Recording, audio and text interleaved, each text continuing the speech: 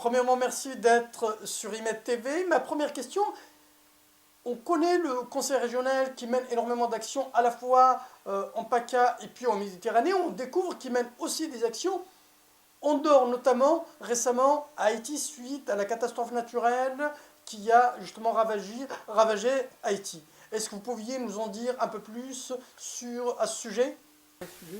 Oui, d'abord, partout où il y a une très grande misère, une grande catastrophe, que ce soit le tsunami en Orient, que ce soit les inondations dans d'autres pays ou quelques catastrophes planétaires, ça a été le cas au Salvador il y a quelques années, nous sommes là. Mais nous avons une coopération que je souhaite continuer à centrer sur la Méditerranée et je remercie IMED TV pour ce que vous faites pour cette prise de conscience de notre communauté de destin avec les peuples méditerranéens. Pour autant, nous sommes latins et nous avons des frères en Amérique latine qui parlent la même langue latine, en tout cas une langue très proche de la nôtre, l'espagnol et le portugais. Dans le cas d'Haïti, c'est carrément le français, et dans le cas du Canada de langue française, et notamment le Québec, c'est aussi le français. Eh bien, cette Amérique latine, il faut que nous développions aussi notre coopération avec elle, pas comme avec la Méditerranée, où il y a une proximité, une cohabitation. Ici, dans cette région, vous savez, nous sommes une région qui est profondément liée, notamment au Maghreb, par l'origine de la population, par les liens familiaux que nous avons avec le Maroc, avec l'Algérie, avec la Tunisie, mais aussi avec d'autres peuples plus lointains, au Liban, en Palestine, en Égypte, en Syrie.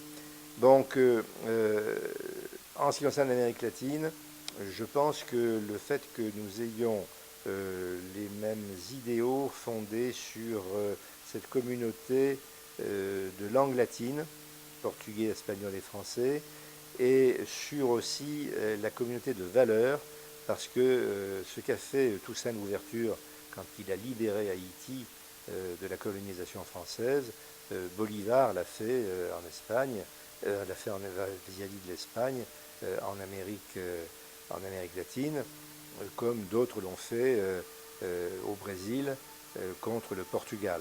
Et donc toute cette Amérique latine, elle a sur ses armes ce que l'on trouve ici, c'est-à-dire une allusion aux valeurs républicaines, aux valeurs des droits de l'homme qui avaient été émises depuis Paris et la Révolution française. Et on retrouve le bonnet phrygien ou les insignes qui ont été celles de la Révolution française dans tous ces pays. Donc nous ferons avec Haïti une coopération dans l'avenir, décentralisée, mais naturellement, ça ne nous fera pas oublier que notre premier devoir, c'est de travailler à la construction de notre communauté de destin avec les pays méditerranéens. Monsieur Vauzel, vous êtes un Méditerranéen convaincu. Suite à un reportage qui vous a été consacré justement par IMED TV, nous avons reçu énormément de mails des gens qui nous disent on l'a rencontré en Tunisie, au Maroc, ce qui m'amène à cette question, comment vous vous sentez quand vous êtes de l'autre côté de la rive méditerranéenne, au Maghreb? Est-ce que vous vous sentez aussi à l'aise quand vous êtes en région PACA, notamment à Arles, votre région de naissance?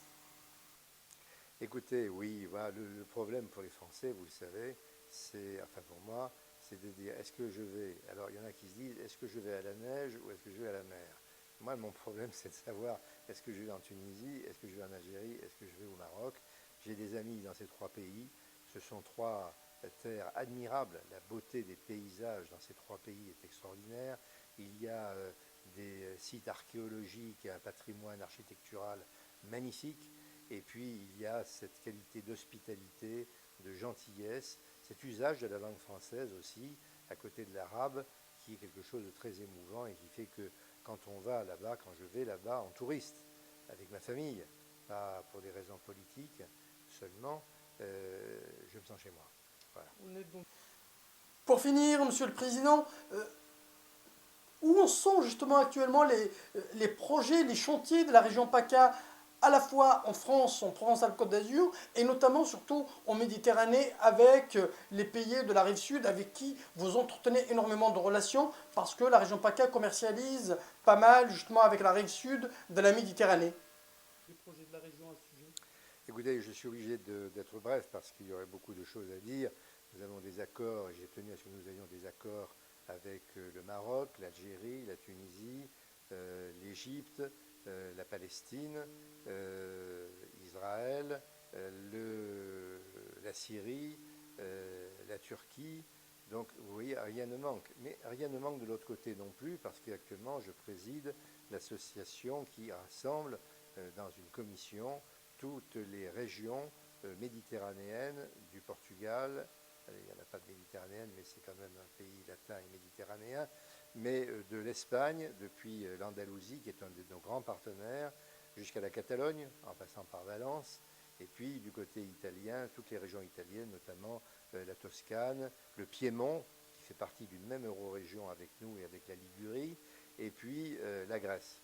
Et puis petit à petit, nous rattacherons à cette commission que je préside les pays qui rejoindront l'Union européenne de l'ex-Yougoslavie, depuis la Slovénie jusqu'à la Macédoine, en passant par la Croatie, la Serbie, le Monténégro, etc. Donc voilà, l'avenir, dans la mesure où l'Union pour la Méditerranée est un peu, comment dire, en état de stagnation, surtout après la guerre de Gaza, eh bien, il faut que les régions relèvent le défi. Et c'est ce que nous faisons avec la coopération décentralisée.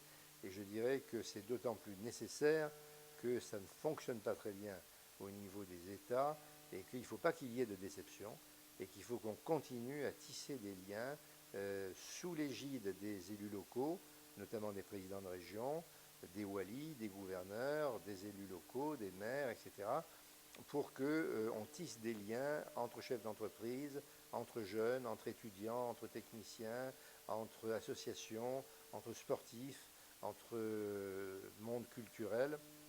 Et c'est comme ça qu'un jour, on s'apercevra que sans avoir eu beaucoup de choses spectaculaires, comme les réunions de chefs d'État le sont, on aura tissé ce lien euro-méditerranéen qui fera de nous un espace de paix, mais aussi un espace de prospérité, et aussi un espace qui aura sa voix dans le concert des nations. On ne sera pas considérés comme des gens qui n'ont pas leur place à la table où se décident les grandes affaires du monde. Il n'y a pas que les États-Unis et la Chine, il y a aussi l'espace méditerranéen, parce que nous portons une esthétique commune, une éthique commune, et que nous devons, pour défendre ces valeurs méditerranéennes, eh bien, être à la table où se discutera demain l'avenir du monde.